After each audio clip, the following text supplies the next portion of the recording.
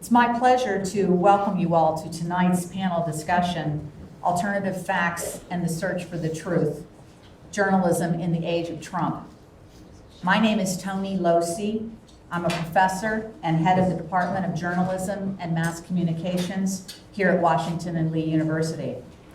Thanks to funding from our department and the Donald W. Reynolds Foundation, we have assembled an impressive group of people to discuss an issue that many on the left, right, and center are calling a threat to democracy as we know it. President Trump has launched an unprecedented attack on journalists in calling news media the enemy of the American people, among other things.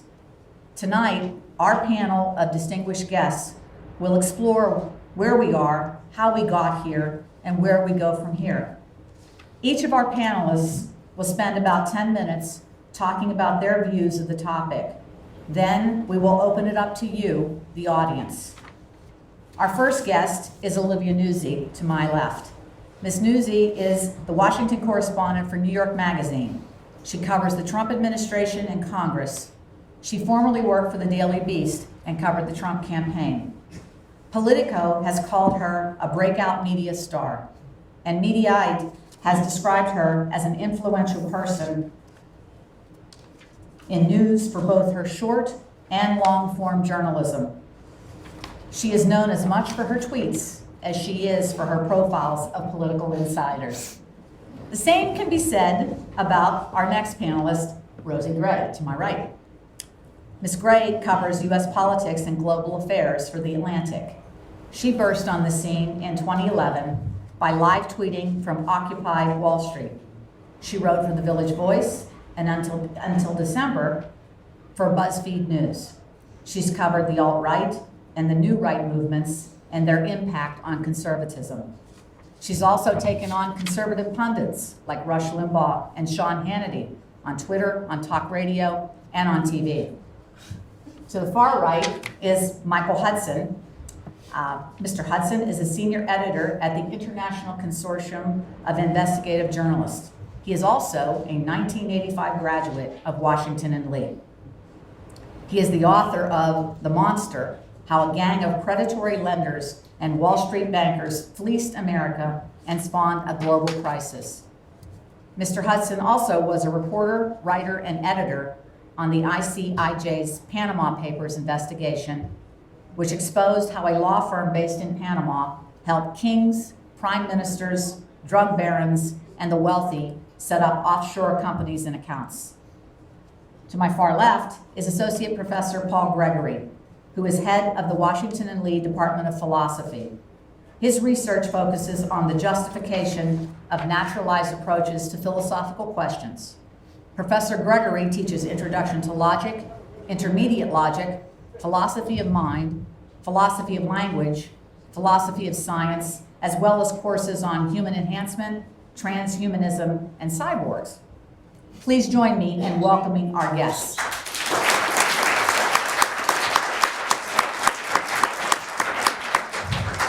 I'm going to start with Olivia. Hi. Hi. So tell us what your take is on the Trump administration and the attacks on journalism. How much time do you have? 10 minutes. In 10 minutes, Olivia. You know, I first interviewed Donald Trump in, I believe it was November of 2014. At the time, I was working for the Daily Beast. I was covering Chris Christie, and I was writing about Atlantic City casinos, which led me, of course, to Donald Trump. And I interviewed him, and I remember, he told me repeatedly, I think about half a dozen times, quote, you know, I made a lot of money in Atlantic City. And at one point he said, I want you to write in your article that Mr. Trump made a lot of money in Atlantic City, and he got out making a lot of money in Atlantic City. And that was sort of my introduction to him. I didn't think about him very much at all. You know, at the time he was just viewed as this joke, someone who would never run for president. And I remember at the end of that interview, to be polite, I asked him if he was going to consider running for president in 2016, not because I actually cared or because I thought my readers cared, but just because I thought it was a nice thing to ask him. And he told me he wasn't ruling it out. It was something he was considering. I wrote up a short story about it, didn't think about it again until June of 2015. And I remember distinctly that morning my editor called me and she said, I know, but just this one speech. You don't have to write about him again after this. And I ended up, it's been 22 months now, I think, and I've written about and thought about Donald Trump every single day since, almost every minute of the day, it feels like. He has completely changed my life and I think the lives of millions of other Americans. But it was interesting, I followed him on the campaign trail around the country. I saw him, in the Northeast, I saw him in the South, I saw him on the West Coast, I saw him everywhere. And he was always combative with the press, but there were some times where it didn't feel so serious. It felt just sort of like a vaudevillian technique to entertain the audience. People would laugh when he would poke fun at the press, but there were certain rallies, particularly the nighttime rallies, when people had been, sort of tailgating and drinking beforehand and were treating it more like a rock concert, where it would get sort of frightening. I had been blacklisted by the campaign in November for my coverage and for the coverage of the Daily Beast more broadly. And I would go in with Rosie often to these rallies with the public. We would wait in line. I remember we waited in line in the snow in New Hampshire once, and it was freezing cold. And you go with the public, and you have sort of no barrier between you and these people who supposedly hate your guts. And it got sort of frightening at times where he would, yell and tell the crowd to turn around and look at the press, and they would turn around and they would boo the press. And I never quite knew what to do being in the audience with them, because I didn't want to, stand face forward and identify myself as a journalist when people are screaming at my friends in the press pen, but I obviously couldn't turn around and boo. It was interesting to see how it developed over the course of the campaign. As it got more and more contentious, a member of his staff, of course, allegedly assaulted a female reporter at one point. His rhetoric got more and more intense as things went on, and now, of course, it's culminated, with him as president of the United States, labeling us the enemy of the American people. And I'm very alarmed by that, and very concerned about him and Steve Bannon, his chief strategist, what their plan is exactly for dealing with the press going forward. Remember, during the campaign, he had talked about opening up libel laws. What does that mean in practice as president of the United States? So it's something that I'm thinking about, every day. So far, they've been pretty good about letting people into the briefing room at the White House. They've been pretty good about being available. But what they say is just blatantly false most of the time. And I think so far things have been pretty friendly, but I'm skeptical that it will continue that way for long. Rosie. Sure. You brought back fond memories a little bit, waiting in the cold outside that rally in New Hampshire. Olivia's feet froze so much that we had to keep going into this. What was it? A Best Western? It was a Best Western. Yeah. And we would take off our shoes and rub our feet to make them warm. And we did the line in shifts, I think. Yeah, we did. Yeah. But that, that ties into sort of the thing that I first wanted to talk about, which was the experience during the campaign of reporting on the Trump campaign as a banned outlet, because the Trump campaign maintained sort of a blacklist of outlets that were sort of not officially granted access, so not officially given press credentials for the rallies. They wouldn't respond to our emails, that sort of thing.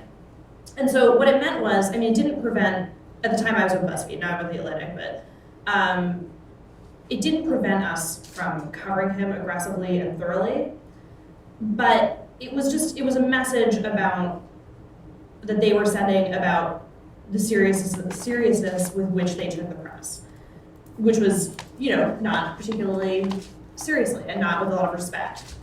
And like Olivia, I had the experience of going to these rallies, and you would meet people and they would be so lovely on a person-to-person basis, but when people are in a crowd and someone's riling them up, it would get sometimes a little bit frightening. By the end of the campaign, after they had lifted the blacklist and I was allowed to travel with the campaign, and I was going to a lot of rallies, all the reporters were convinced that somebody was going to get hurt at some point. There was, people would scream CNN sucks at us, tell the truth, like really sort of get in our faces in a sort of aggressive way. And so that definitely, I think, troubled a lot of reporters, but I don't think it intimidated anybody from doing their jobs. The thing that we're sort of seeing now is that now that Trump is the president and now that his people are in the White House, they're trying to kind of almost institutionalize this a little bit. I mean, this is sort of like the official White House stance, is that they hate the press. I mean, Steve Bannon has this whole line about the media being the opposition party. And then, Trump has sort of repeated Bannon's rhetoric about the media being the enemy of the American people.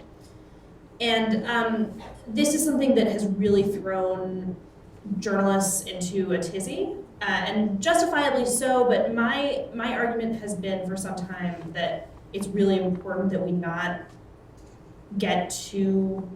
buy into it too much. He's trying, like Bannon and Trump, they're trying to get us upset. They're trying to make us overreact. They're trying to make us act like the opposition party. So I think I just think that, you have to recognize it for what it is, which is partially a shtick that's part of like sort of their image. It's a political strategy. So keeping that in mind, I think you have to be aware that, yeah, sure, I mean, this is a president who has launched sort of unprecedented broadsides against the media who covers him. At the same time, we still have the First Amendment, and we still have to just keep doing our job. The best response is just keep doing your job. The other thing to bear in mind is that Donald Trump loves the media. Donald Trump loves the press. He is obsessed with his image in the press. What he hates is reporting. What he hates is people finding out stuff about him that he doesn't want found out, right? But he's absolutely is an extremely media savvy person who still to this day talks to reporters. His White House is extremely leaky. They're talking to reporters all the time, which again sort of goes along with what I'm saying about this being a shtick. I mean, they don't really, I think, believe all this stuff that they're saying about us being the opposition party, us being the enemy. They talk to us too much for that. I do think that there are people in his circle whose hatred of the press is a bit more genuine. I do think that Steve Bannon genuinely thinks that that the media is biased against Donald Trump and is the enemy in a way. I just don't think that it needs to affect us. I mean, we are in this sort of unprecedented media environment where I think it's really hard for your average news consumer to tell anymore what's a legitimate outlet and what's not, what's true and what's false. This is a White House that is very, very loose with the idea of actual facts. And it's just an extremely complicated environment, not only for us to navigate, because how do you navigate it when people just lie, which we're not necessarily really used to, actually. And we're used to people spinning and obfuscating. We're not necessarily used to people lying. And how do you navigate it as somebody who's reading the news? And this in tandem with the fact that, there are these ascendant outlets like Breitbart or like InfoWars that peddle a lot of conspiracy theories and that are actually very powerful now, and that I would actually argue have become establishment media now in a way. It's just, we're really in sort of an unprecedented time for how the news business functions. But I still think that, the job of a reporter remains the same, and it's important to sort of just keep sight of that. Michael.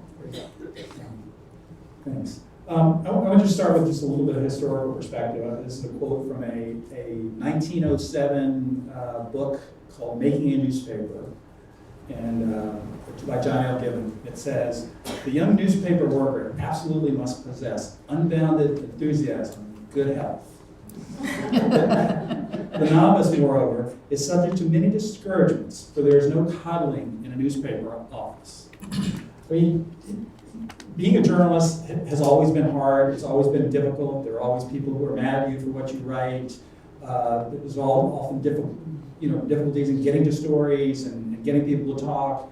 I mean, it's always hard, but it's not as hard as, say, working in a chicken rendering plant in Mississippi, or in a coal mine in Big Stone, outside Big Stone Gap, or being a journalist in a country where literally if you write something someone in power doesn't like, they would throw you in jail as a spy, or they will kill you.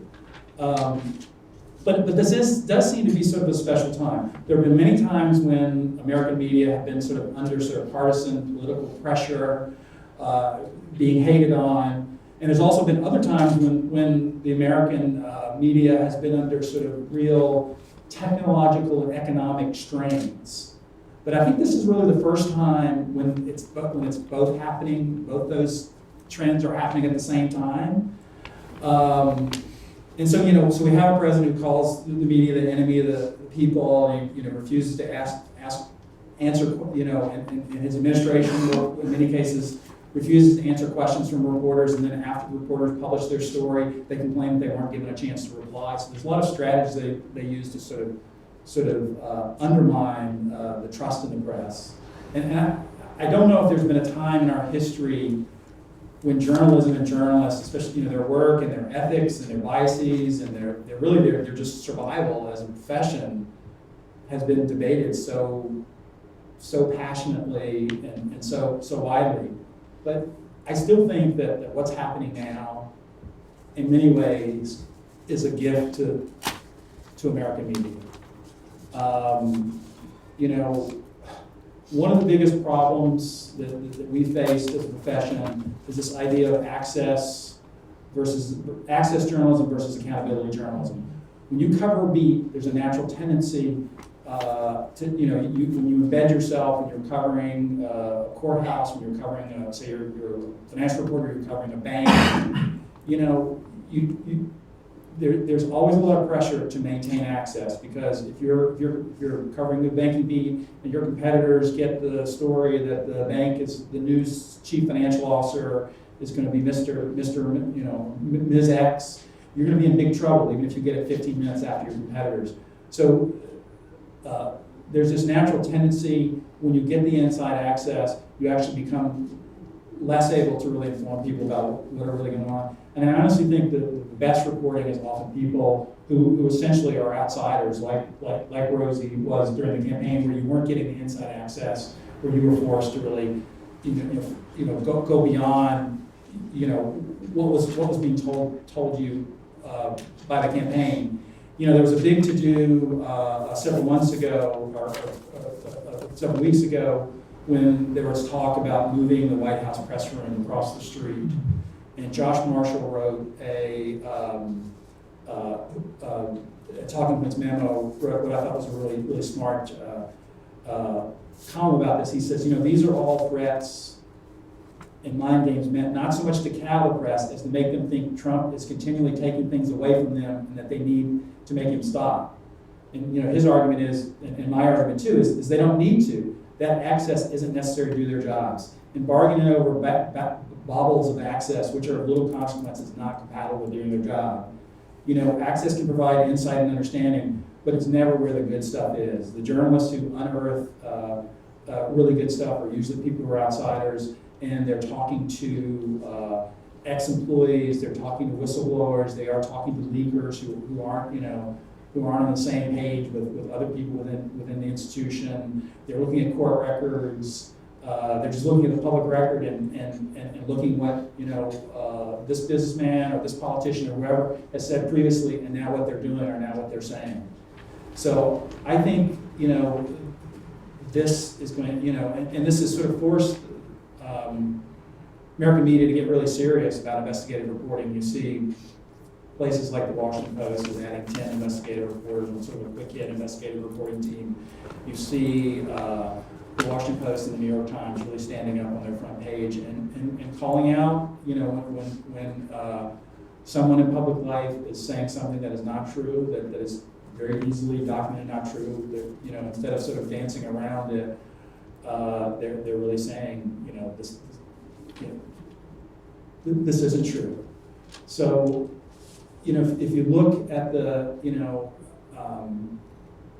at sort of history of journalism over the years, you look at some of the biggest stories, the My Lai massacre, the savings and loan scandal during the Reagan administration, Iran-Contra, the Wall Street scandals in the 1980s, the subprime mortgage debacle of just a few years ago, weapons of mass destruction in Iraq, and you see that there were all these reporters who had inside access who really weren't able to get the story out, and it made a difference only after sort of something happened and there was evidence. It was coming out in other ways, often official investigation. Did the press really go into an accountability mode?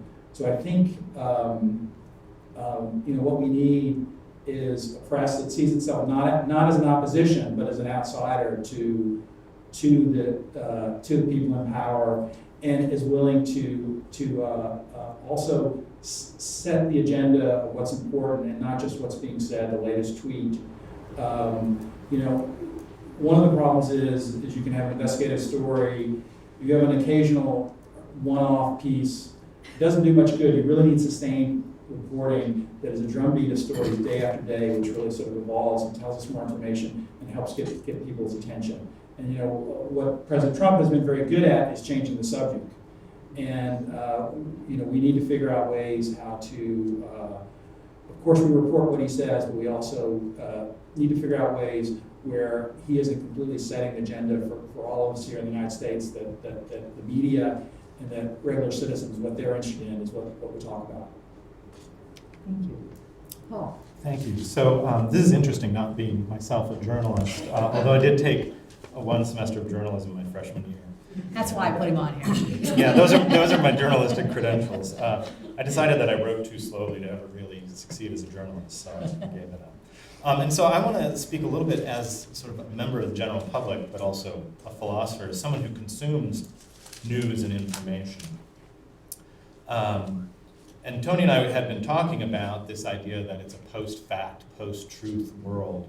And I see that as part of the attempt of certain outlets, including the current administration, to sort of undermine the press. And I wanted to talk a little bit about our role, non-journalists, in that. And first I want to start out basically by making a very simple and definite claim about truth. Truth is simple. Truth is easy. Truth itself is not our problem. And we can substitute the word fact for truth in those claims, since when used correctly, truth and fact are essentially synonymous, which is to say there are no alternative facts. When we talk about alternative facts, we might as well just say falsehoods. 2,300 years ago, Aristotle articulated what was essentially a theory of truth by saying, to say of what is that it is, and of what is not that it is not, is true.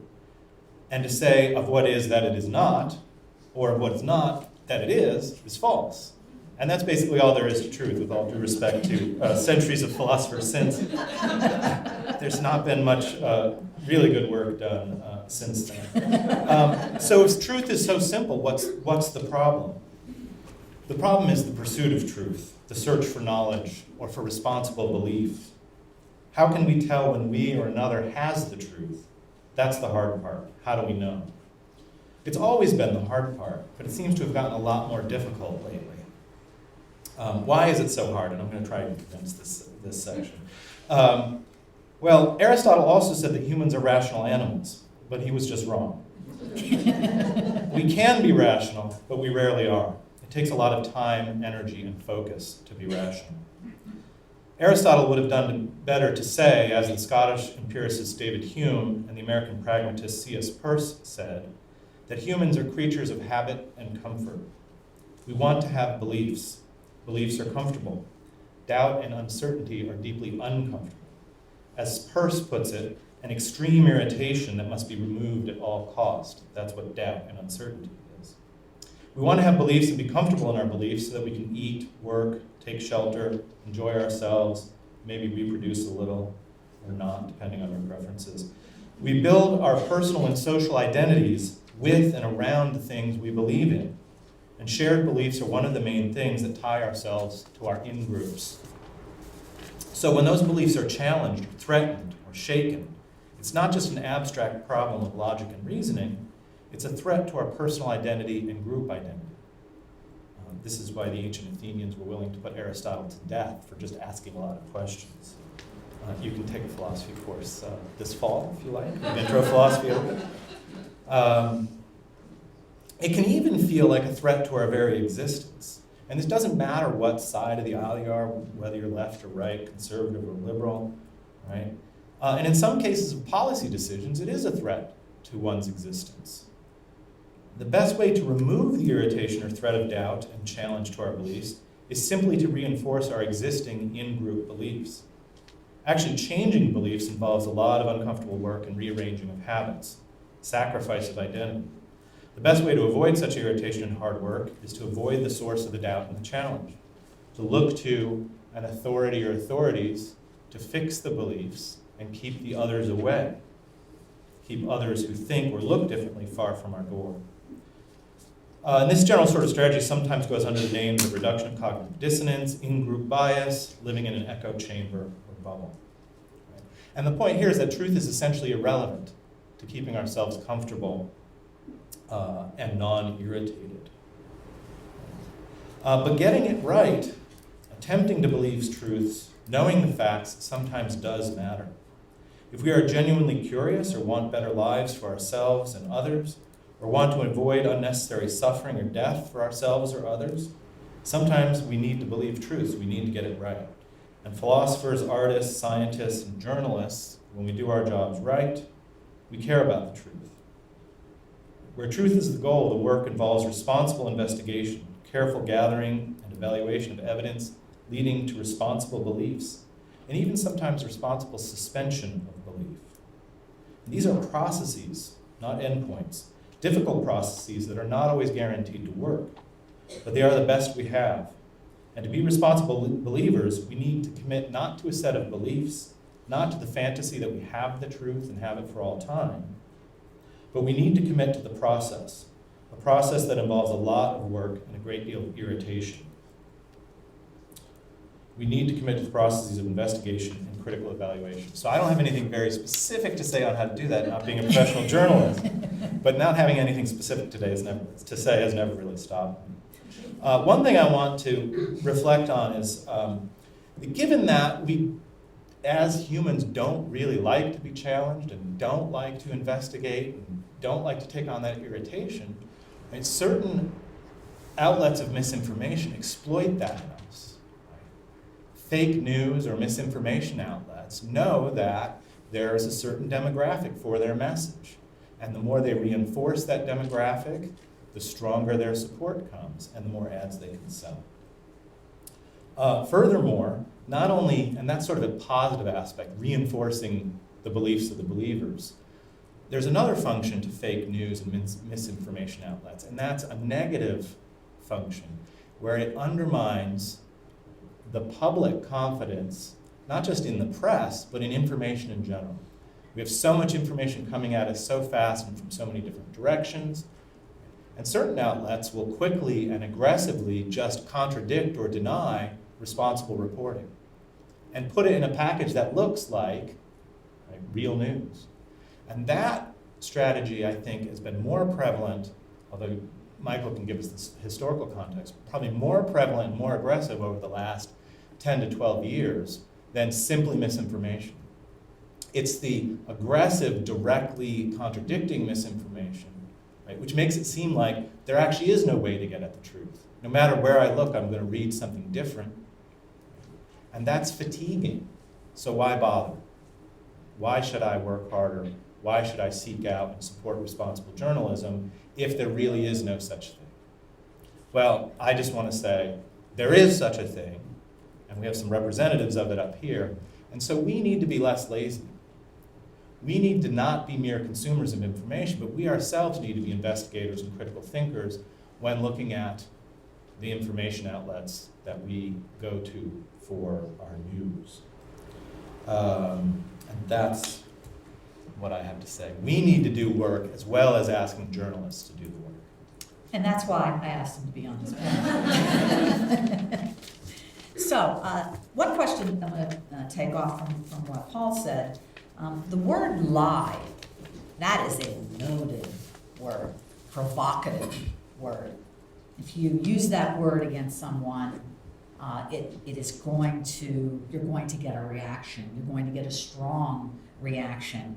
And in my career, I mean, I remember, Watergate, of course, but the word lie and writing the word lie when you're talking about the President of the United States, I mean, that was a big step, big step. does that word has it lost its power? Has it lost its power with this administration, with this president? When I see, say, the New York Times in a headline, say, Donald Trump lies, comma, says X in the Times fashion, I think it reads, to me anyway, as needlessly political almost. I think someone who is inclined to agree with Donald Trump or be sympathetic to him sees that as the New York Times acting like the opposition party, like Rosie talked about, where the press is sort of being baited into behaving in a way that actually behooves the administration's war on the facts. I mean, I've certainly accused Donald Trump of lying correctly, as have, I think, most journalists in the last 22 months. But that word in particular, it's been trotted out in the last year as sort of like this big deal that mainstream media is using the word lie as if it changes anything, and I don't really think it does.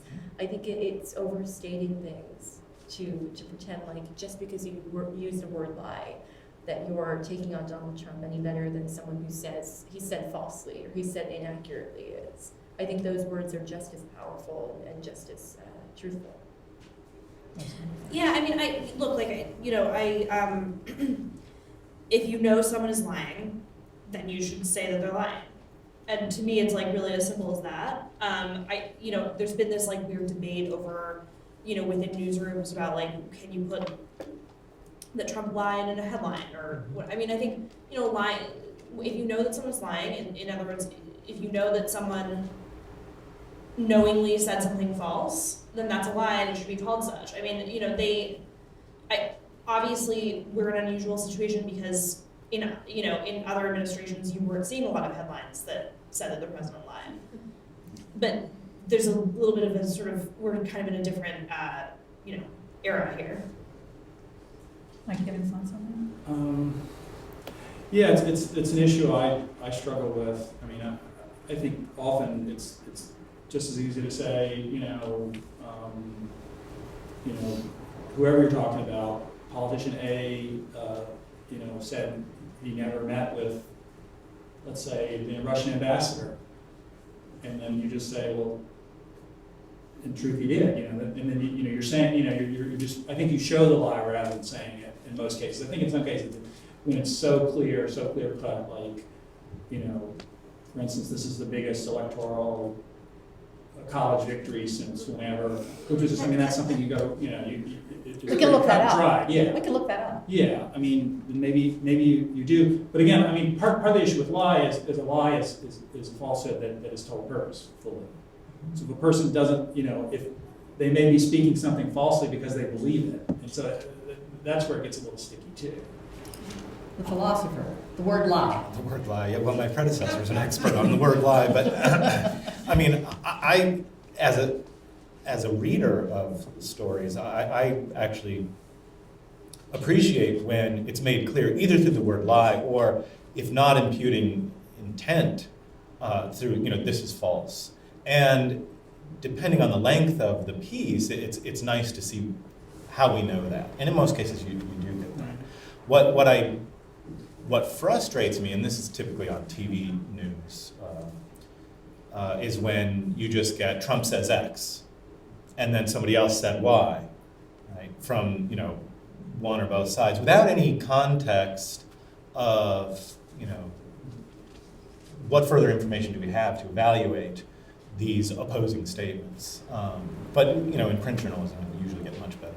It's difficult. For instance, you have a politician who says, I promise to do this, and then they do just the opposite.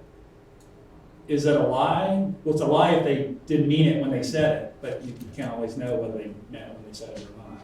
So Because sometimes people flip-flop on their positions. yeah, sometimes people But flip-flop. we're talking about something very different here. Yeah, Lying that's is a very knowingly typical saying something Right, that's not true. and I think, in journalism, it's always better, the cliche, to show and not tell. And I think saying the word lie first of all, I think we're talking about this a lot more than, I don't think the average reader is going over this in their head. Why did the New York Times say that? But I think saying the word lie, attributing that motive to Donald Trump is a form of telling, not showing. And I think it's much more effective to say Donald Trump said X. Donald Trump said the opposite 2 weeks ago, or Donald Trump did the opposite, or Donald Trump believed the opposite 5 years ago. I think it's much more effective to explain why what he said is false than to just accuse him of being a liar. It's a form of name calling, which is the game that he plays. Exactly. And I think sinking to that level in the long run will not be beneficial to journalists and to this profession as a whole. Yeah, I mean, I agree. I absolutely agree with Olivia that this business is about showing and not telling. I also think though that the word lie does not necessarily have to have a value judgment attached to it. I think describing something as a lie that is a lie is just a statement of fact. I also think though that it's tricky in terms of knowing when to use it, because you can't just call something a lie if someone says something's not true but it turns out they made a mistake, or it turns out that they thought that what they were saying was true or whatever. So I mean, to me, this is one of those issues where you really have to kind of decide it on a case-by-case basis. I don't think that there should be a blanket thing of, okay, it's okay to say that he's lying now or not. So, it's your turn. Questions? Yes, sir. Can you stand up and speak loudly, please? Very much along this line. I heard an interview with Congressman Adam Schiff, who is the Democratic minority head counterpart to the chairman on the House Intelligence Committee. He was suggesting that Donald Trump doesn't know fact from fiction. And I wonder how that might relate to the conversation that you were just having, how that might affect how we understand, truth from falsehood when someone has a fundamentally different understanding of truth, whether that's lying. It might suggest that what Olivia was suggesting is exactly the right way to go, but how does one deal with that? How do we as a people deal with that if there's truth to that?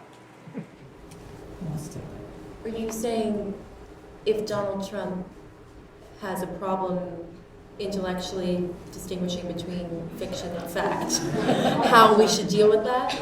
That was Adam Schiff's suggestion, and he found that very frightening.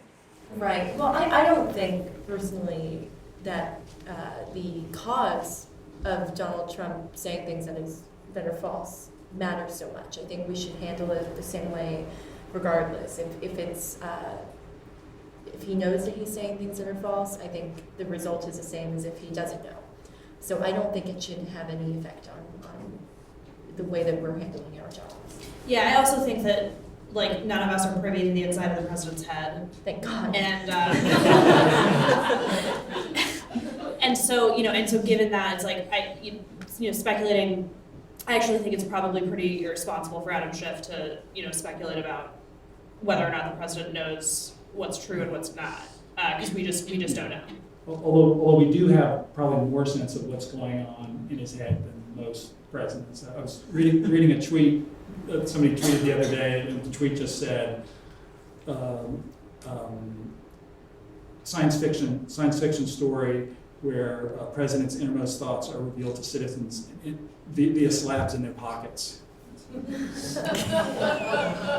So we do get sort of a random, and we don't know all his thoughts, but we do get a stream of consciousness. Yeah, we do get sort of stuff that other people might not, might think about or talk it over with their aides before they voice that. We do get sort of a more unfiltered version of him, but we don't know what's going on in his head, and again, it ultimately doesn't matter whether or not he knows when he says something that's inaccurate, whether he knows it's inaccurate or not. It's at some point there should be accountability for both, really. I find it very scary. I mean, we're all delusional to some extent. We all filter ourselves to some extent. So one question is, there's a question of whether he's more delusional than the norm. there's also the question of whether his filter is weaker than the norm, and possibly both. But if he has a filter that's as good as most people's, then there's a lot worse that we're not even seeing. So that scares me. One thing I would take issue with, and I can because I'm not a journalist and I don't have to be as careful as you guys do, is in a given occasion, it seems like whether he knows it's false or not isn't of great consequence. What's of great consequence is being able to show that he's said something false. But over the long term, if that's a repeated pattern, Right. that he's frequently uttering falsehoods that he somehow deeply believes in, that I think itself is something that has an effect and maybe would be worth taking into account. Of course, we can't get inside his head, so it would be hard to prove that case. But so I just wanted to resist a little bit the sort of, what's most important is that it's false, not whether or not he realizes it's false. Because I think in the long term, someone who is constantly uttering falsehoods that they don't realize are false, that's something you want to know about that person. Well, I think that's we've learned about what Donald Trump's character is, right, over the last 22 months of his campaign and now his administration. I think this pattern of him telling falsehoods, whatever the reason is, has sort of revealed who he is to us, for better or worse, mostly for worse. But I kind of, there's no way to report that out, right? There's no way for us to, even if we had 10 hours of interviews with him, there's no way that we could effectively psychoanalyze him in a way that would be responsible to our readers, I don't think. And so, in the end, the only thing I think that we can really care about day to day doing our jobs is what is the end result. And the end result is that he is putting information out there that is inaccurate and it is dangerous. And that's what we have to care about. Yeah, and I think one of the things we should think in context of what he says in public and the kind of things is Donald Trump has his career has been as a salesman, and there's a lot of good salespeople out there who work in sales who are very honest, but if you're in real estate development, this thing, it's going to be the greatest, it's going to be the biggest, it's going to be, we hear that all the time from him, and the best salespeople and the ones that subset of salespeople who manipulate and get, kind of have their way with people, whether they're selling subprime mortgages or whatever. I mean, they really play off of people's hopes and fears. And I think it's interesting to kind of look at Donald Trump, and there's a lot of that where he's invoking fear, the worst possible thing happen, and invoking it's going to be the greatest ever. We're going to win and win and win. Over here, we're on the verge of disaster. And so I think when you put that in context, you sort of understand. And you may understand a little bit if he's been doing this for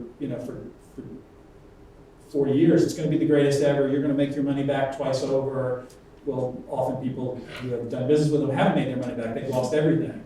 So in the context of him sort of distinguishing between what he may think of as hyperbole and salesmanship versus what's true, is I just think that's something that we should think about as we try to deal with these kind of issues. Yes. I'm curious, Rosie and Olivia in particular, so much of political reporting relies on either leaks or anonymous sources. And I'm curious from your perspective, what has to be your level of confidence in allowing an anonymous source or in quoting someone anonymously? Is it that the source won't talk to you unless they're anonymous, or that they lose their job if they're anonymous? And what's that conversation like with your editor in terms of saying, I'm confident this source is accurate and that it's okay for that source to be anonymous? I do think that Washington journalism relies probably too much on anonymous sources for political stories where people don't necessarily need to be really granted anonymity for any real reason. At the same time, I will definitely grant someone anonymity if they give me a good reason why they need it. Whether that's because they won't talk to me otherwise, whether it's because they might lose their job. It's a judgment call that you make on a case-by-case basis, and also these are conversations that you have with your editor as well.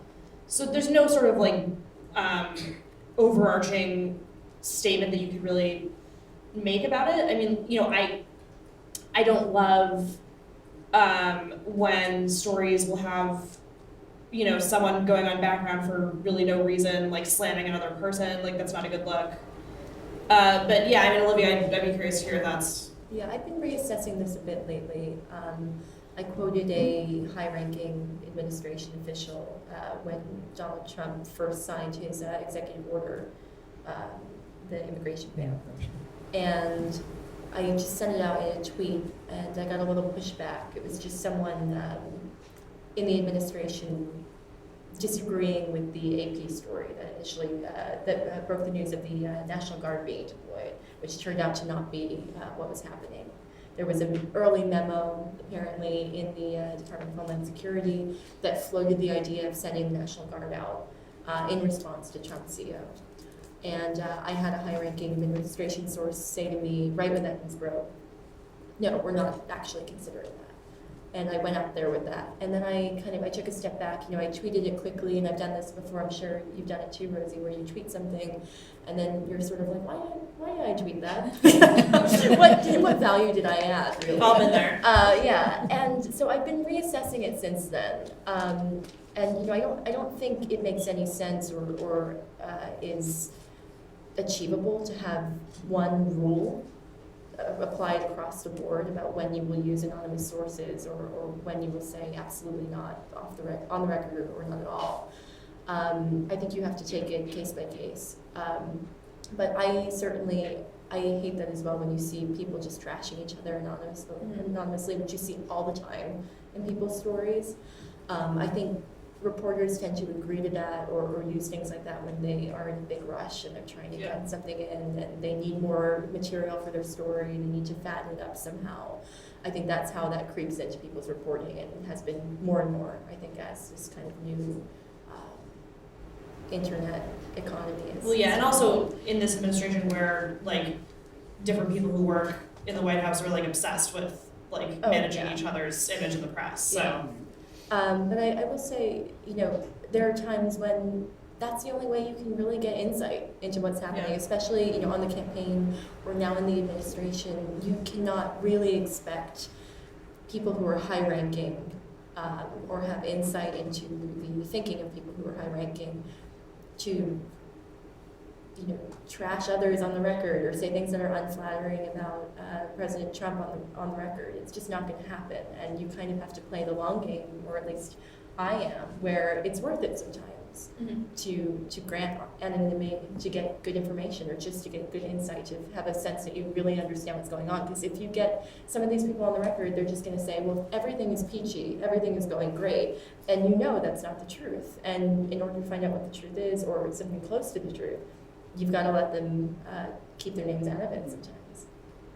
You know, I think there are definitely times when that's the only choice, to use anonymous sources. But it's sort of going back to my idea about media sort of not letting, sort of being steered into an agenda. I do think that, you know, there are many stories that can be done that don't require anonymous sources. And I think sort of in Washington politics, it's become such a standard that it's hard to get people out of that. But there are lots of stories about Donald Trump. If you want to write about his business empire, you don't need to have anonymous sources. You just need to do the shoe leather reporting. There are documents out there. If you have an anonymous source who tells you something, first thing you say is, okay, there's some documentation of that. Is there a lawsuit? Is there, you know, is there an accounting report? Are there tell me 3 other people who may know the same thing. Right. And eventually you can build, but that's the, you know, in what I do, I have the luxury of being able to spend months and months and sometimes a year on one story or series of stories. And so I think in the short term and quick, when you're doing daily stories, sometimes you have to expect that there will be anonymous sources. But I do think that we need to work hard to find other ways of sort of looking at Washington and looking at Trump and looking at the Democrats and looking at everyone and do more stories that you know, okay, I wrote that story today, let's find a way over the next couple months to collect string on something that shines a different light on that with on-the-record sources and documents that tell us a little bit more. But the problem with the news cycle, and especially with the Trump news cycle, is there's always something new. So you're sort of like on a hamster wheel, just running to keep up. I think, when we're talking about investigative stuff, it's very different than a lot Yeah. of reporting on the administration, right? A lot of the reporting on the administration is just palace intrigue stuff. And you're trying to get a sense of how people feel, what they're thinking, things that you cannot necessarily produce documentation for or another source to corroborate. Right. And in that instance, I think the standard is very different than if you're reporting on Trump's businesses, in which case, you need documentation or you need 3 sources on something to confirm it. I think the standards vary wildly depending on what kind of reporting you're doing.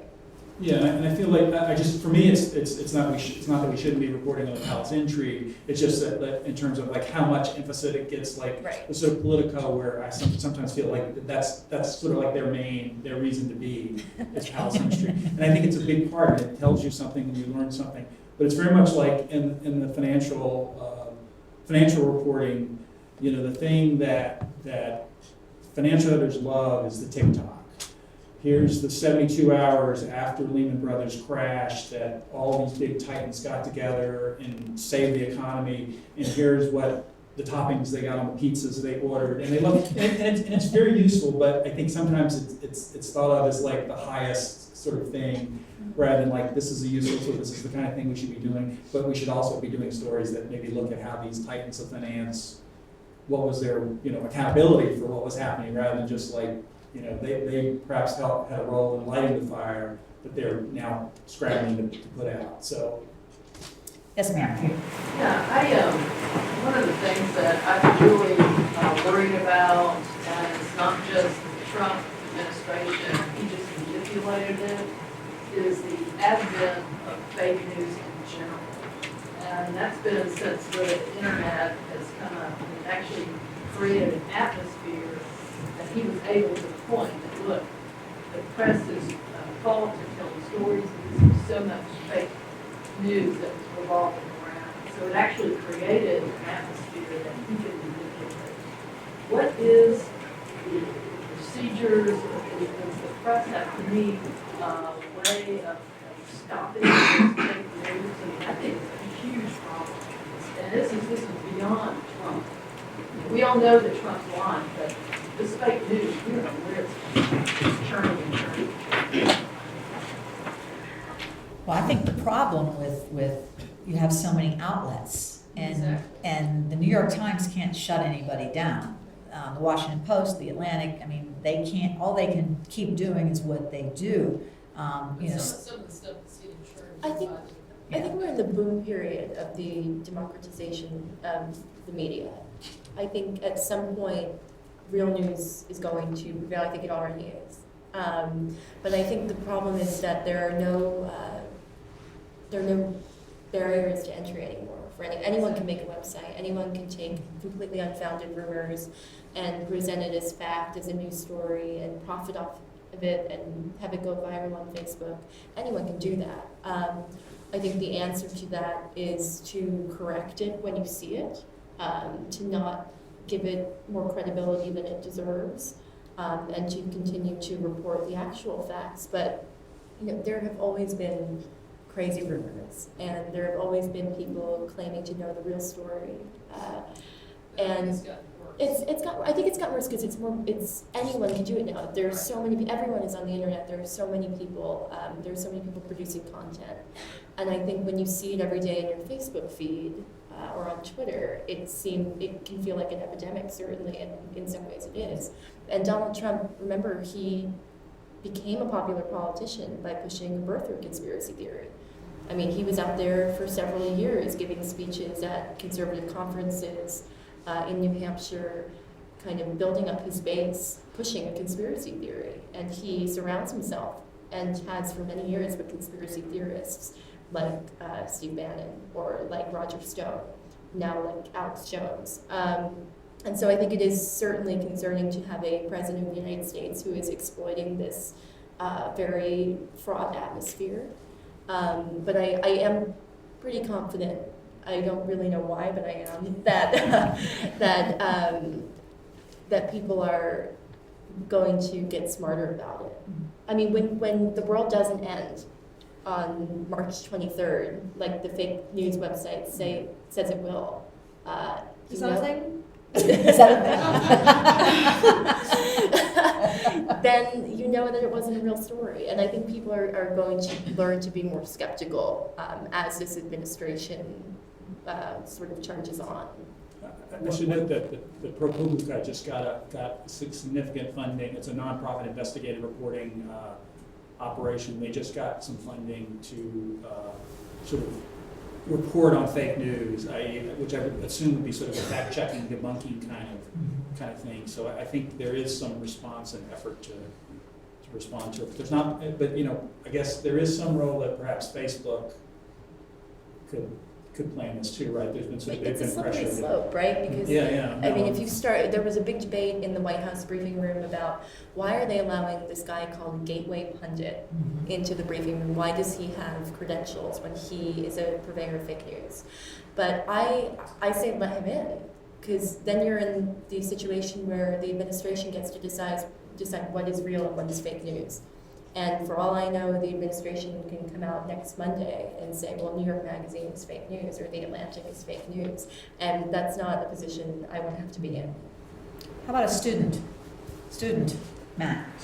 I guess you kind of just mentioned it, but when you look at the transition of social media from just a way we keep up with friends into a lot of people's primary, in some cases, only source of secondary or news consumption, do you think that's more so blurs the vision between what's true and what's not, or do you think it allowed mainstream publications to further the gap between what would consider to be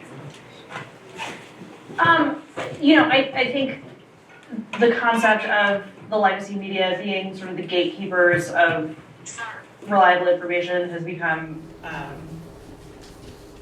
sort of watered down in this era of social media and of all these different information sources, as you say. I don't know. I mean, I don't know quite what it has to do with like this fake news concept, especially because I absolutely hate the term fake news, and I wish that it had never been uttered because it's just turned into this like weapon that partisans use against each other to describe any story that they don't like. But the concept of like unreliable information and it being spread and like what sources can you turn to rely on and how much does it get blurred when you look at your Facebook newsfeed, which is how a lot of people get their news. And how do there's a link from the New York Times, but also there's a link from some like content farm being run by like a Macedonian teenager who's running fake stories. I mean, I don't know. It's just a very murky situation. I don't know. Especially if this is I think it's not a journalist, but as someone who does look at their Facebook feed and other outlets. I mean, if you want to discern, you learn to tell. And I mean, I read a story the other day about how some outlets have just two different web operations, and they take the same content story and they balance it one way for the left and one way for the right, and they put them out there at the same time, and they're doubling their ad revenue. So one way is to stop reading that crap, right? Don't let them get their ad dollars. And I take the point that using the term fake news as a bludgeon from each side for the other side is not at all useful. But I mean, we can't put the whole onus on the good journalists to take care of this, right? We can tell. I mean, we're not dumb. If we care, we can tell. And we can either look at the fact-checking websites, right? Or we can just stay away from the stuff that we know is crap. What worries me, and I'd like to hear if you guys ever think about this, is there are clearly large swaths of people out there who don't care about what they're consuming in terms of what they take to be news. And I don't know what to do about that. Well, I think when we say fake news, I mean, we're really talking about hoaxes, right? Hillary Clinton is dying of AIDS. She only has 6 months to live. That's a hoax story. It's something you see on the cover of the National Enquirer, you see on some random right-wing blog. But Rosie's right, fake news is now a term that's being applied just across the board by partisans who don't like coverage that makes their side look bad.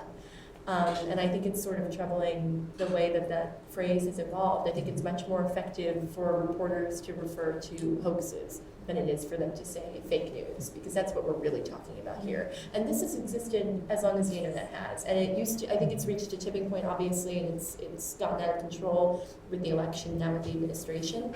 But I remember always seeing things on social media about, you know, a meteor is going to come, or a hurricane, and things that just never arrived. And I think it is up to consumers to a certain extent, but a lot of these things you see them and they are clearly formatted to trick senior citizens or people who would be inclined to like Fox News, and the website looks similar to Fox News' website, or it's, you know, foxnews.net instead of foxnews.com. It's things that are designed to trick people. And I think it can be very difficult for consumers to learn how to be savvy about that. Another question. Yes, sir. Yes, to what degree do you think that citizens and journalists have to become philosophers and people who understand what it means to know something? Because we talked about hoaxes, fake news, lies, but what about fundamental paradigm conflicts? So in reference to like the first question, Donald Trump might not know fact from fiction, but does Donald Trump, for instance, believe that the Earth is 6,000 years old? And Mike Pence seems to. What does that sort of truth discrepancy mean for how everyone ought to understand things? And can we ever really get a coherent politics and a democracy when people are constantly saying, act now, act now, act now, but at the same time, wait a second, we need to evaluate all our beliefs here and figure out how we know what we know. So there seems to be sort of a discrepancy between understanding and action there. And how can we sort of resolve that philosophically or journalistically or both? And I guess I just want to direct this to the philosopher in the panel. You might be surprised to hear that as a philosopher, I think we should all be, except maybe philosophers, we should all be a little more philosophical. And by that I mean, right, to make the effort to be critical about stuff. I mean, you cite some examples that are pretty easy to sort of poo-poo. And one thing to think about is, why does that person profess to believe that? And in some cases, people do genuinely believe these sorts of things. And in other cases, they have, you know, an economic or political motive. They want to stir up this or those people, or they don't want these regulations to be put in place. So I think thinking critically about the reason for someone professing that belief and whether they actually believe it or not. You know, some people are lost causes. You're just never going to convince them. And so, you know, just as a philosopher, I think personally we should all be more critical, and we should all be more willing to engage others critically, but with some empathy and with some interest in understanding what's behind what we take to be a false belief on their part. You don't have to necessarily change their mind, but, you know, listen. Well, with the people who supported Trump, and you know, the media took a huge hit, and is still taking a huge hit for missing that. You know, for missing that Trump was going to win.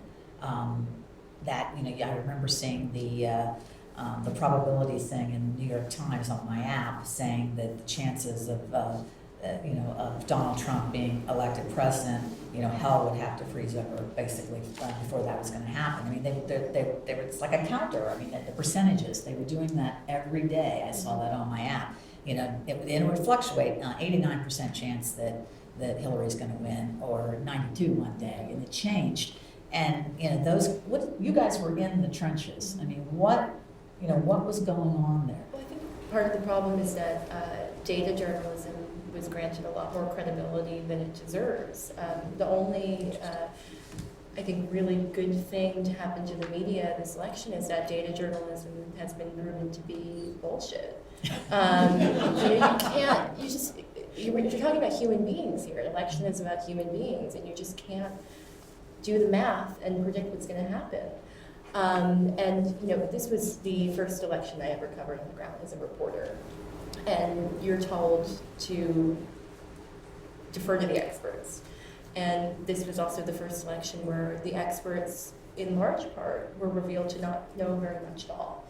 So it was a very interesting experience to be covering this, and you read the numbers and it says, well, there's no way in hell he's going to win. And then I remember that night, Rosie and I were at his victory party, And at one point, I just started chain smoking because I'd written a story based on what was going to happen according to the numbers, and I had to rewrite my entire story. And it was very interesting to be on the ground, but I don't like that the entire media is sort of being slandered as having gotten it wrong, because a lot of us were interviewing Trump supporters out there, where they live, where they vote, and we heard what they were saying, but it's not, I don't think it's our job to predict what's going to happen. I'm not a psychic, I'm just a reporter. And I don't think it's, because I didn't say, a couple months out that I thought Donald Trump was going to win, that I'm somehow, not credible in Steve Bannon's eyes or whatever. I think it's very silly. That's not our job. It's the job of data journalists, and that is a separate issue altogether. Yeah, and I think Olivia is exactly right that there was a huge amount of attention paid to Trump supporters during this election by the media. A huge amount. The idea that Donald Trump's base of support among white working class voters was ignored is not true. But the thing is, as a political reporter, I had always been taught, don't necessarily believe what's right in front of your eyes. Don't, crowd sizes don't mean anything. Seeing the enthusiasm in a rally doesn't mean anything. And that, the way that campaigns actually win is via stuff that you don't necessarily see right in front of your face. And, I sort of, like most of the other reporters covering this campaign, I did buy into that, and I was just as blindsided as anybody else by the fact that Donald Trump won. But, there were certain, I do think that this, as much as I hate to talk about the media writ large, I do think that there were some useful lessons for the media here in terms of, sort of trusting what you're sort of seeing. There's that, but there's also, Hillary Clinton did win the popular vote by nearly 3 million. Yes. So there were a lot of Trump supporters, like this man, Bill Mitchell in particular, who were saying, well, the media is so dumb. They see these big crowds, they see lawn signs, and they don't think it matters. Well, it was not an indication of the popular vote. Crowd sizes and lawn signs are about the popular vote.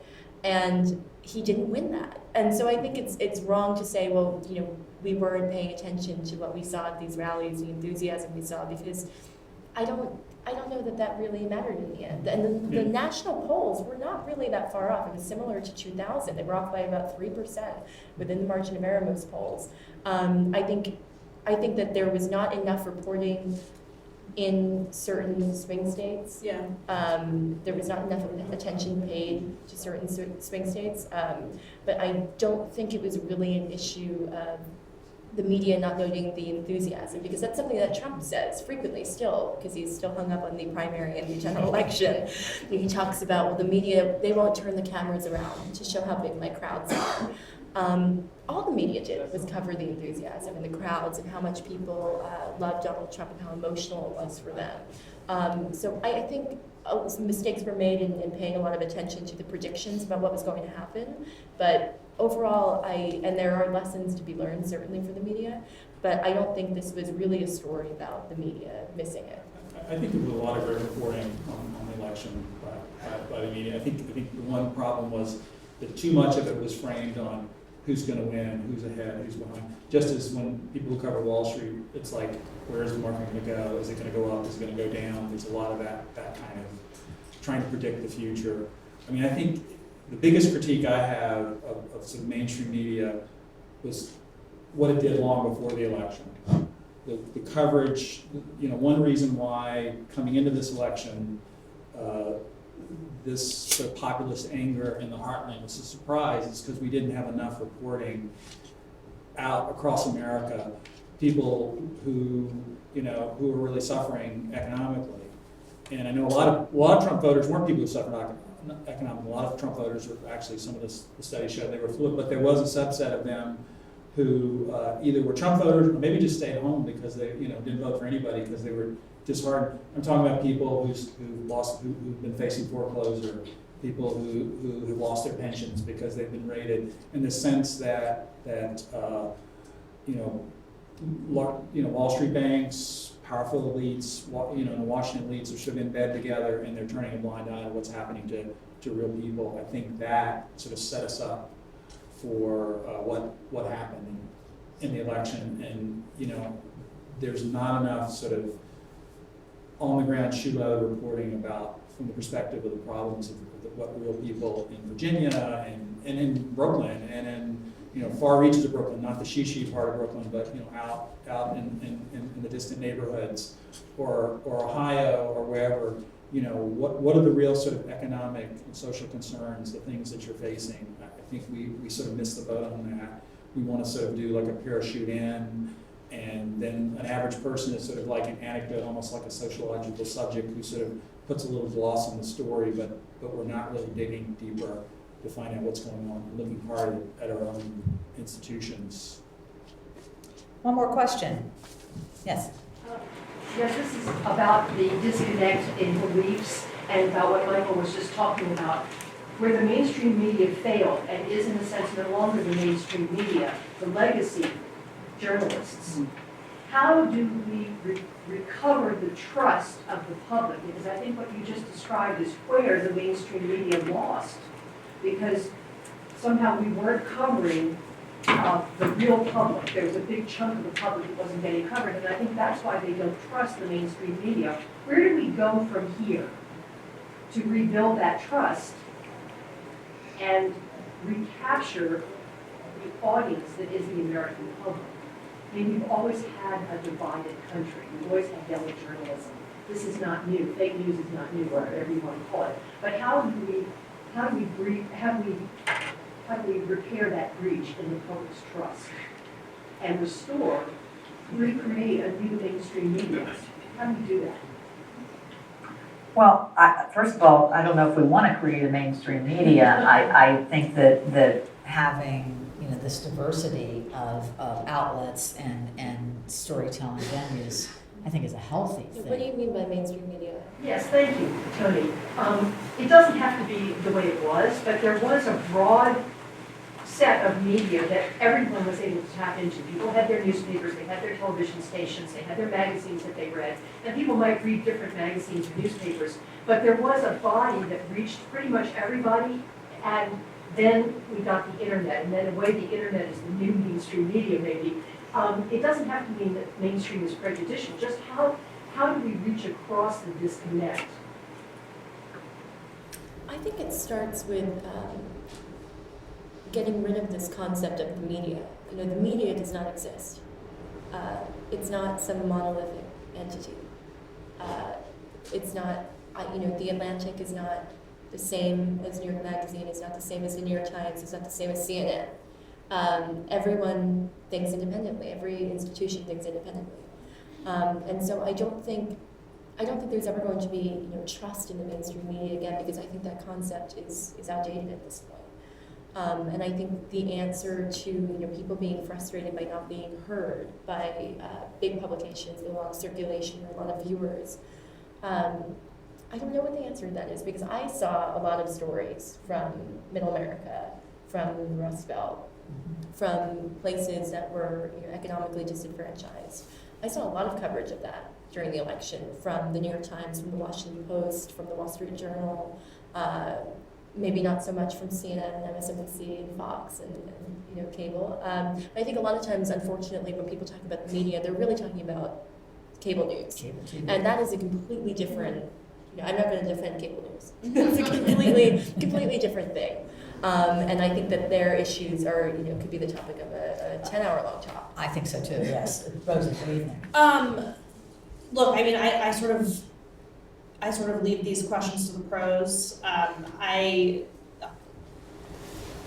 Like Olivia, I hate the idea of the sort of media writ large as a monolithic concept, because that's not how it works. In terms of rebuilding trust, I mean, look, part of this is that people need to become more discerning news consumers. Part of it is that, cable news is pretty awful, like Olivia was saying, and part of it is that, look, this, this is, as a reporter, you just have to keep. I mean, reporters just, my job is to keep doing my job, right? And it's not really my concern there's nothing I can really do beyond do my reporting as accurately and to the best of my ability to make sure that people have trust in me. I mean, there are outside factors that are influencing whether or not the public trusts the media. One of those outside factors is the President of the United States, who is actively engaged in trying to stir up a lot of distrust against the media among the public. So, there's not that much that we can do as individual reporters to affect that beyond just doing our jobs as best we can.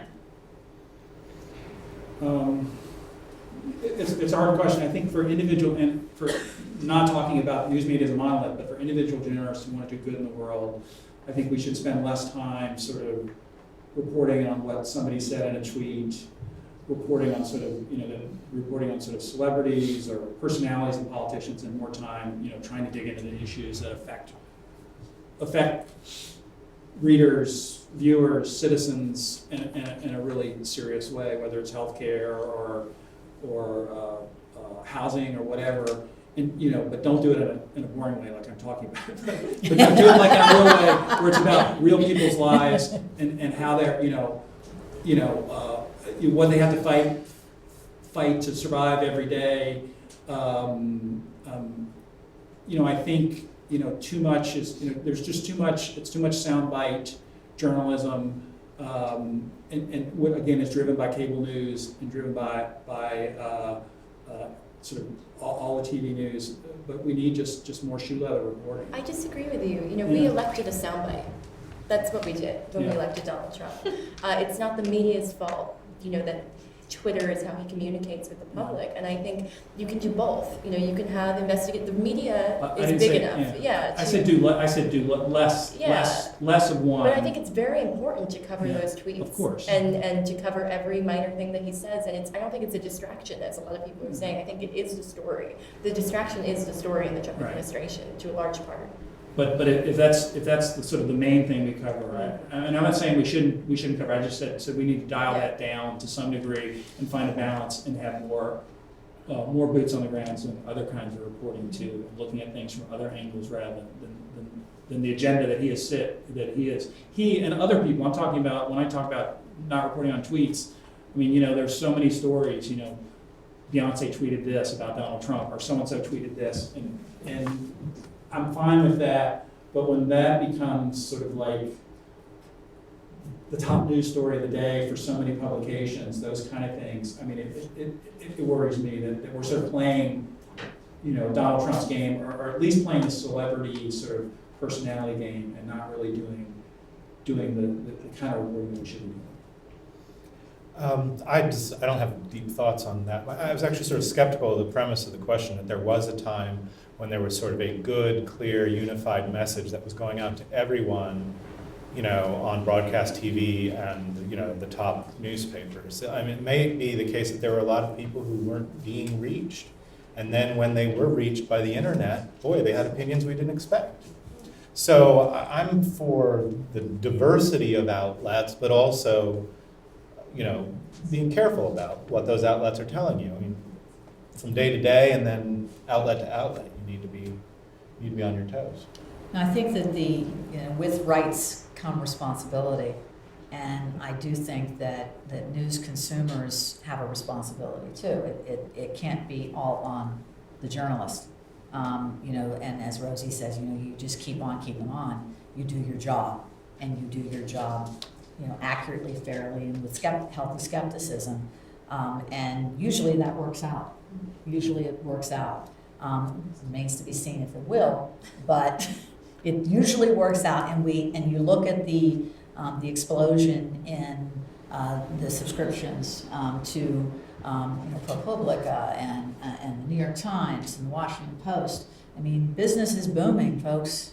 The news business is booming again. When I say one benefit of social media and getting your news through a news feed is that you can pick and choose who you're getting on your feed, right? And you can stick with people that you trust, that are doing the work and doing it well. But that's also the downside, because you could just pick Rush Limbaugh and Mark Levin and Alex Jones, and then all that you see are stories about Hillary Clinton's alien baby, and that's part of the problem, right? So you design your own newspaper basically on social media.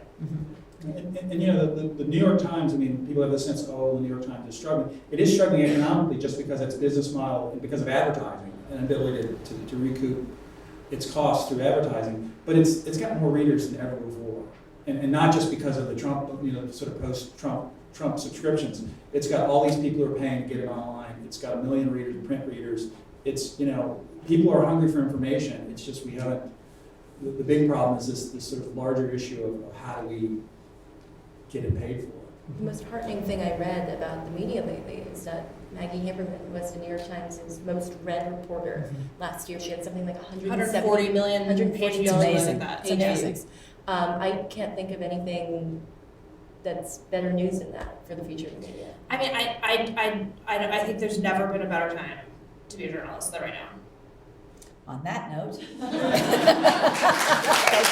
Thank you all very much.